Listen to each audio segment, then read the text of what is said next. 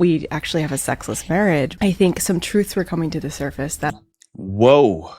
Did you guys hear that? Today, I wanted to take a deep dive into fantasy versus reality when it comes to relationships in modern day times. Now, we are in a time where we are more connected than ever before, but this brings a problem. Now, the problem, wait, before we talk about what the problem actually is, I have a video clip for you guys of a woman who has some advice that was given to her by her grandmother. I remember growing up, my grandma was like, just marry your best friend. And I was like, I found my best friend, but I think you need to marry your best friend who's also your lover. But you should check out her reaction. And then I have another clip to show you the opposite side of that conversation, to show that men are in a lose-lose situation, but what can you actually do about it? That's what we're going to talk about in today's video. So let's get into it. First, let me introduce myself. My name is Bertrand and I am the coolest dude on the planet. Confidence and clarity is the goal. So here we go. We actually have a sexless marriage. I think some truths were coming to the surface that I was afraid to look at, which was that I was married to my best friend and someone who I loved deeply and cared deeply about, but someone who was never my romantic partner. I remember growing up, my grandma was like, just marry your best friend. And I was like, I found my best friend, but I think you need to marry your best friend who's also your lover. There is a distinct difference. It's a distinct difference. What is that difference, you guys ask? Sex. The way that sex happens. Anyway, let's continue. When you guys first got together or first got married, was there like a part of you that was like, is this it? There was a part of me that was like, is this it? And I just kept pushing it down and pushing it down and pushing it down because there was so much that was. Now, when they say, is this it? One woman was like, is this it? Like in an excited way. And the other woman was saying, is this it? Like she was depressed or disappointed. Let's continue. Was good. That I was like, oh, we'll figure out the intimacy piece. I had had relationships where that was very strong, but other aspects of the relationship were destructive, or, you know, they weren't emotionally available, that I was kind of like, oh, it's okay that that chemistry intimacy piece isn't there. Maybe it's actually a good thing. This is so stable and I'm so safe. Exactly. So stable and safe. And the other things were unsafe and unstable. You then associate intimacy with instability and high highs and low lows because a lot of times it comes in that form. Exactly. But there clearly is an option to have both. There's an option to have both. Again, fantasy and reality. Now, let's see the other side of this conversation. Here we go. I will never date the build with me guy ever again. I would rather be single for the rest of my life because it is always that guy working a dead-end 9-to-5 job with a crusty apartment, no. So we have one woman who's complaining about the safe and stable guy.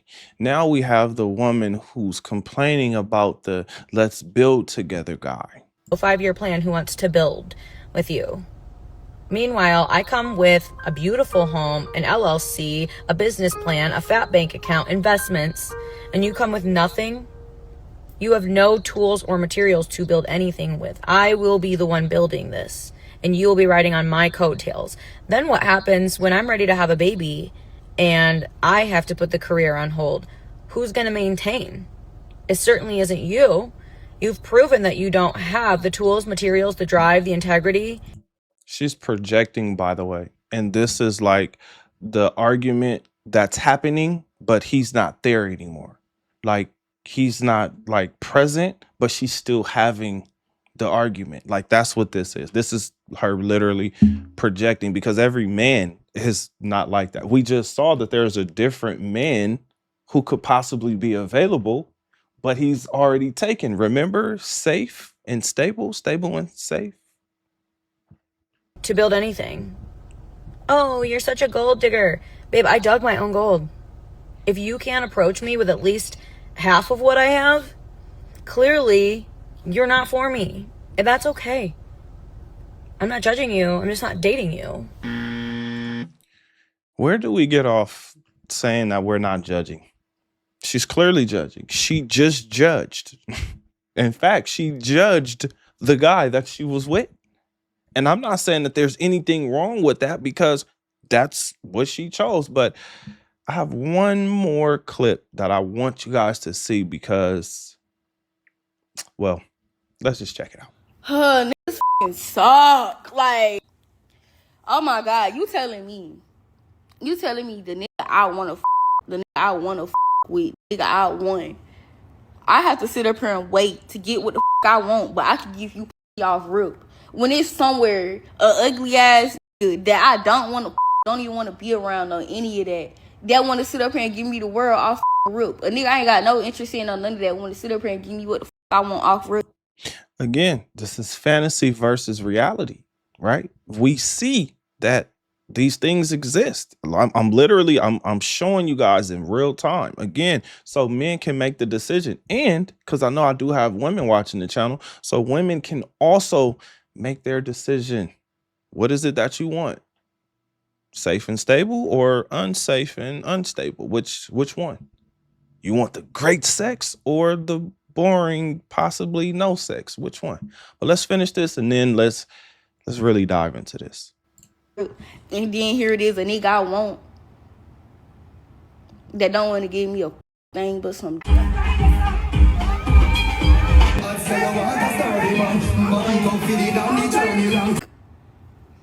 So hopefully this right here, these clips right here, showed you how men are in a lose-lose situation, meaning it doesn't matter what you do, it doesn't matter what you have. A woman is going to complain about whatever it is that you don't have. We actually have a sexless marriage. I think some truths were coming to the surface that I was afraid to look at, which was that I was married to my best friend and someone who I loved deeply and cared deeply about, but someone who was never my romantic partner. Now, in her mind, she's trying to help you. She's trying to make you better.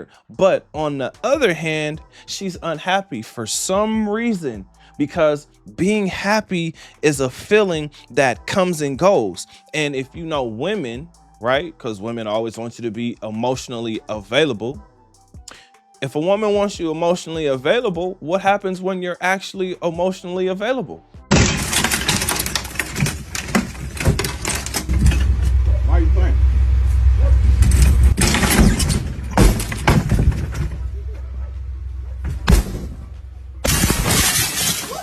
Remember, happy comes and goes. But when happy goes, what comes in place of that? Sadness, frustration, disappointment, right?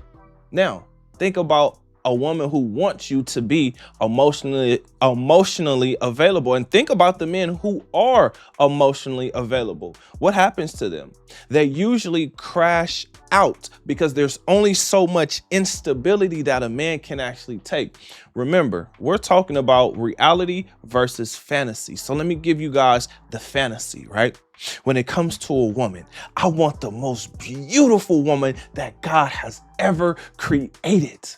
I want that woman to love me, to serve me, to be loyal to me and only me. I don't want her to have eyes for any other man. I want her to be loyal to me and to my family. I want her to have a great personality that fits me and my lifestyle, right? I also want that woman to be smart.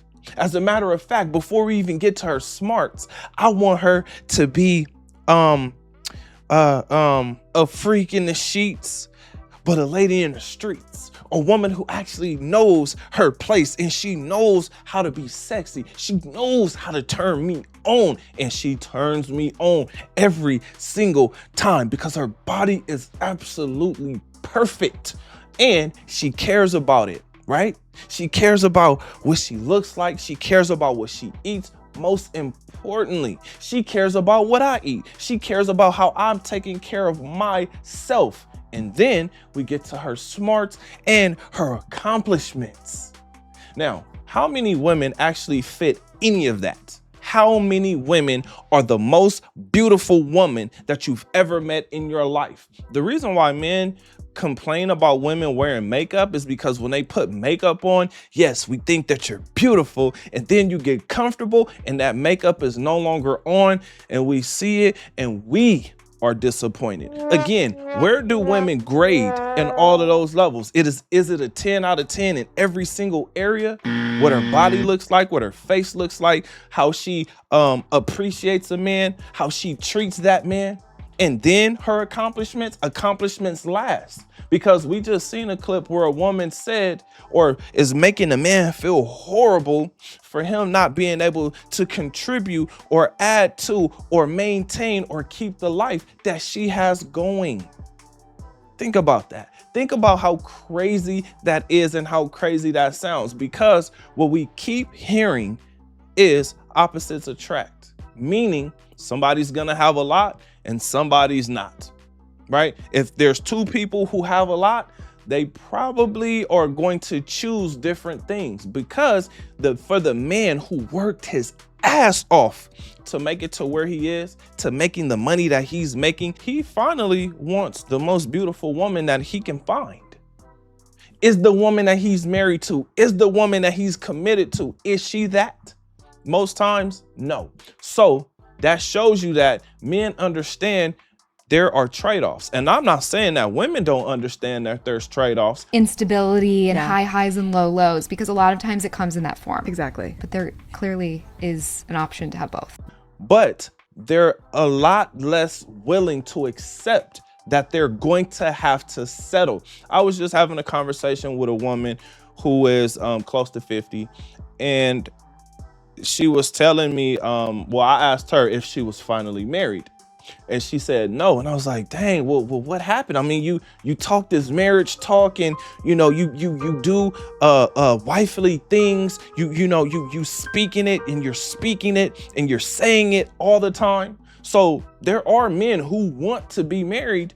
I'm just not one of them, because I've been divorced before. So I know that there's multiple sides to a woman. Multiple sides to a woman.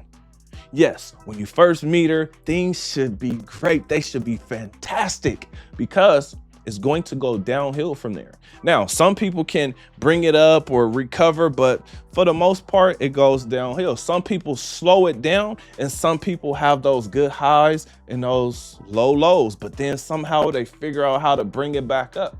Here's the issue.